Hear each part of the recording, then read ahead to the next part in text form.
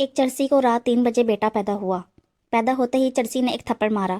بیوی نے غصے سے کہا، بچوں کو کوئی ایسے مارتا ہے؟ چرسی بولا، یہ پہلی رات 3 بجے گھر آیا ہے، جب جوان ہوگا تو کس وقت آئے گا؟ وہ پوچھنے لگی، تسی کون لوگ ہو؟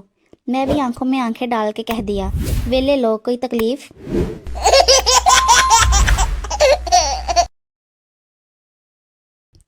خوش نصیب ہے وہ جن کی پھپھی رشتہ لے کے آتی ہے، ساڈے تے جدوں بھی آئے شکایت ہی لے کے آئیے۔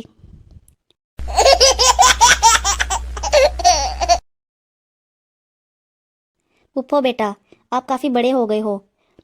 میں اور کوئی آپشن ہی نہیں تھا، فارغ بیٹھا تھا، سوچا بڑا ہو جاؤں۔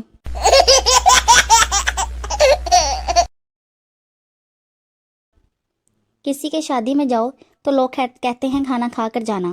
اب انہیں کون سمجھائے کہ ہم یہاں صرف کھانا کھانے کے لیے تو آئے ہیں۔ جب بھی کسی پر برا وقت آتا ہے تو سب رشتہ دار پیچھے ہو جاتے ہیں۔ نہیں یقین آتا تو کسی کی شادی کی تصویریں دیکھ لو۔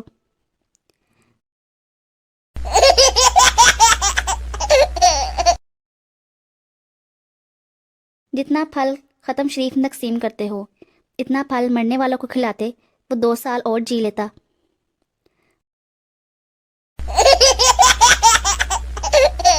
آدمی، گھر کا سارا قیمتی سامان چھپا کر رکھ دو، میرے دوست آ رہے ہیں۔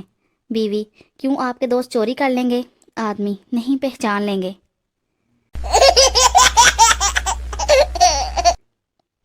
بابا جی کا کہنا ہے کہ کبھی کچن میں جا کر بیگم سے اونچی آواز میں بات نہ کریں، کیونکہ کچن میں کھڑی بیگم اور بارڈر پہ کھڑا سپاہی اسلحے سے لیس ہوتے ہیں۔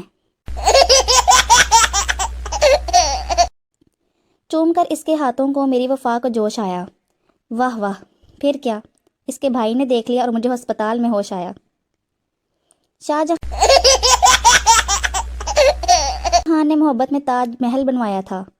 میں غریب آدمی ہوں، تمہاری قبر پکی کروا دوں گا۔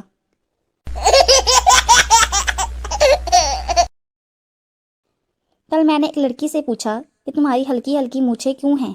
بولی، میں ابو پر گئی ہوں۔